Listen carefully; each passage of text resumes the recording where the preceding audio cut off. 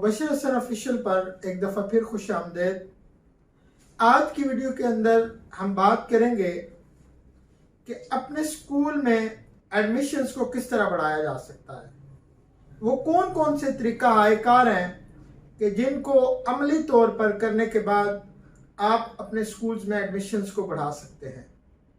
यकीनन ये वीडियो जो है वो बहुत सारी नई टिप्स, नए तसव्वुरात के साथ आपके दिल और दिमाग को रोशन करने वाली है और ये वीडियो वाकई आपके लिए ही बनाई गई है।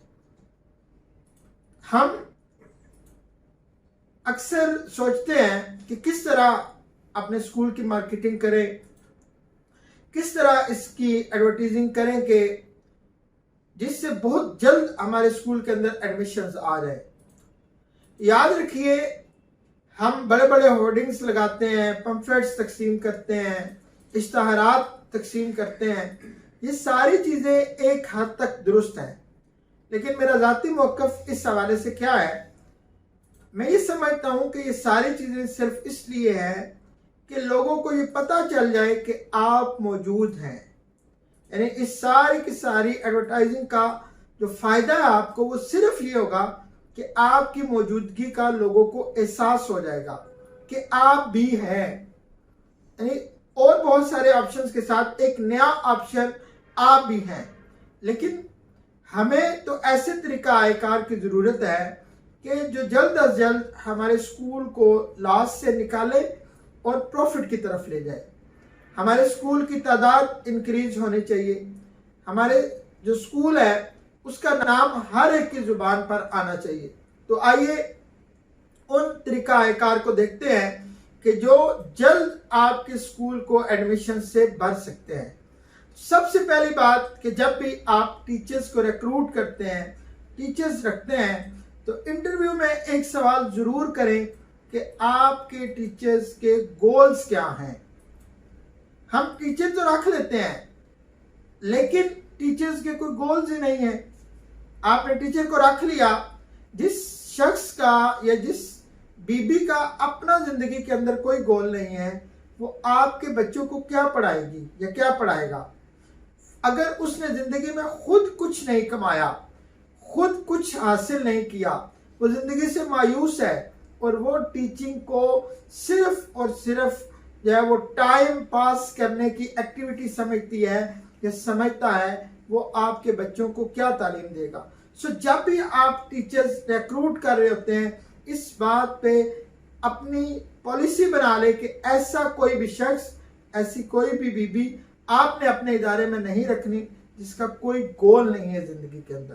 तो सबसे पहली बात जो आपके लिए और मेरे लिए है कि आपने ऐसे टीचर्स रिक्रूट करने हैं जो गोल्स ओरिएंटेड हो, जिनकी जिंदगी के अंदर कोई मिशन हो, कोई विजन हो। ऐसे ही लोग आपको आगे जाके फायदा दे सकते हैं। फिर आप अपने टीचर से ये बात जरूर करें कि जब भी आप क्लास में जाते हैं तो आपने ये नहीं देखना कि आप अपनी क्लास के ये जो 15-20 बच्चे आपके सामने बैठे हुए हैं, इन्हें आप पढ़ा रहे हैं, बल्कि आपने हमेशा ये बात सोचनी है कि आप एक कौम को तैयार कर रहे हैं। अच्छा, इसके लिए फिर दूसरा हमारा पॉइंट है, वो आपकी मदद करेगा। महीने में कम से कम एक दफ़ा एक मोटिवेशनल सेशन अपने इदारे के अंदर जरूर करें। आजकल तो मैं समझता हूँ कि सोशल मीडिया का दौर है, यहाँ पे आपको हर चीज़ अवेलेबल है, आपके पास बहुत सारी सहूलियात मौजूद है। आप YouTube ऑन करें और लगा दें, टीचर्स को बिठाएं, 1 घंटे का लेक्चर जो है वो महीने में एक दफ़ा सुना दें। अगर आप अफोर्ड नहीं कर सकते कि बाहर से कोई ट्रेनर बुलाए, कोई मोटिवेशनल स्पीकर बुलाए और बुला के आप इदारे के अंदर एक प्रोग्राम करवाएं, तो ये बड़ा आसान सा तरीकाकार है कि किसी को भी आप ऑन करें, कासिम अली शाह साहब को खोल लें, किसी और अच्छे ट्रेनर को जो आप समझते हैं आपके नज़दीक कोई अच्छा है। मेरे नज़दीक तो शाह साहब बहुत अच्छे ट्रेनर हैं, उनको देख लें, कोई और देख लें, लेकिन जिससे आपके टीचर को तहरीक मिले, मोटिवेशन मिले कि टीचर्स कहते किसे हैं, टीचर क्या तब्दीली कर सकता है अपने मुल्क के अंदर। तो ये काम ज़रूर करें। इसके लिए एक और टिप है कि आप जो महीने में एक सैटरडे है उसको ऑफ कर दें सिंपली। उस दिन आपकी टीचर्स प्लानिंग करें, स्कूल के जो मामलात है आप उनसे डिस्कस करें, उन्हें जो प्रॉब्लम्स है वो आपसे डिस्कस करें, और साथ ही 1 घंटे का मोटिवेशनल जो लेक्चर है उसको रखना शुरू कर दें। तीसरी चीज, इंग्लिश को बतौर लैंग्वेज ले आए। हम इंग्लिश को बतौर सब्जेक्ट पढ़ा रहे हैं, वो शुरू रहे, मैं उसके मुखालिफ नहीं हूं, ना ही हम कोई ऐसी बात कर रहे हैं, लेकिन उसको बतौर लैंग्वेज लेके आए। अब आप में से बहुत सारे लोग ये कहेंगे कि बतौर लैंग्वेज कैसे लेके आए, उसके लिए हमारे पास तो कंटेंट ही नहीं है, तो उसका क्या तरीकाकार होगा। एक तरीकाकार तो बड़ा आसान सा और सादा सा है, जो मेरी इस वीडियो के लिंक डिस्क्रिप्शन के अंदर भी मौजूद है। मैंने ऐसे 40 जो फिक्रात हैं वो दे दिए हैं, जो आप अपने बच्चों को सिखाएं, और उससे ये इम्पैक्ट पड़ेगा कि आपके इदारे के अंदर वाकई इंग्लिश पढ़ाई या सिखाई जा रही है। एक और प्रॉब्लम बहरहाल आएगा, लोग कहते हैं कि हमारे यहाँ चूंकि वालिदैन अनपढ़ हैं या कम पढ़े लिखे हैं, तो बच्चे फिर कहाँ पे जाके इसको इम्प्लीमेंट करें। याद रखिएगा, 2 तरह के लोग ऐसे होते हैं कि जिनके सामने इंग्लिश बोलनी चाहिए, वो आपको ना रोकेंगे ना टोकेंगे। वो कौन से लोग हैं? एक तो वो लोग जिन्हें इंग्लिश नहीं आती, जिन्हें इंग्लिश नहीं आती वो कभी भी आपको नहीं रोकेंगे, और अगर आप उनके सामने इंग्लिश बोलेंगे तो वो आपकी हौसला अफजाई करेंगे, वो खुश होंगे, और अगर स्पेशली वालिदैन है तो वो और ज्यादा खुश होंगे। और दूसरी तरह के लोग हैं जिन्हें बहुत ज्यादा इंग्लिश आती है। याद रखिएगा, जिन्हें लैंग्वेज के ऊपर उबूर है वो कभी भी किसी को नहीं टोकते, वो इनकरेज करते हैं कि दूसरा जो है वो लैंग्वेज को इस्तेमाल करे। इंग्लिश जानने वाले जो है वो सिर्फ आप उन्हें इशारतन कोई छोटी सी बात समझा दें तो वो बात को समझ जाएंगे। लेकिन हमारा जो आप कह लें कि प्रॉब्लम है, वालिदैन कम पढ़े लिखे हैं या अनपढ़ हैं, तो उनके सामने जब बच्चा इंग्लिश बोलेगा तो आपके बच्चे जब जाके घर बोलेंगे तो वालिदैन ऑटोमेटिकली पब्लिसिटी स्टार्ट कर देंगे। इसके लिए मैं आपको सजेस्ट करूंगा कि सिर्फ 10 मिनट्स हर रोज इंग्लिश की जो आपकी क्लास है उसके अंदर 10 मिनट्स रख लें, और ये जो 40 सेंटेंसेस फिक्रात में दे रहा हूं इनकी प्रैक्टिस शुरू करवा दें।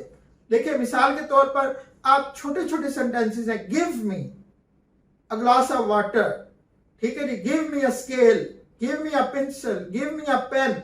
आप गिव मी बच्चे को याद करवा दे। अब इस गिव मी से वो कितने सेंटेंस खुद ब खुद बना सकते हैं, मगर इसके लिए जरूरी है कि जो मैं कह रहा हूं कि 10 मिनट की जो प्रैक्टिस है वो लाउडली प्रैक्टिस होनी चाहिए, जिसे हम उर्दू जुबान के अंदर बुलंद खानी कहते हैं, उस तरह होनी चाहिए कि जोर जोर से सारे बच्चे उन फिक्रात को बार बार दोहराएं, सुने, एक दूसरे से सुनेंगे।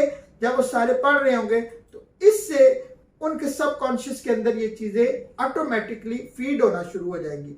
और फिर मैं कह रहा हूं कि ये छोटे छोटे फिक्रे, गिव मी, अलाउ मी और मे आई, इस तरह के फिक्रात आपने बुनियादी जब ये चीजें याद करवा देनी है, बच्चे ने इसको घर में जाके, मोहल्ले में जाके इम्प्लीमेंट करना है, तो सारे ये कहेंगे, देखें जी ये तो बड़ा कम फीस वाला स्कूल है और इतना ज्यादा इंग्लिश लैंग्वेज के ऊपर काम कर रहा है।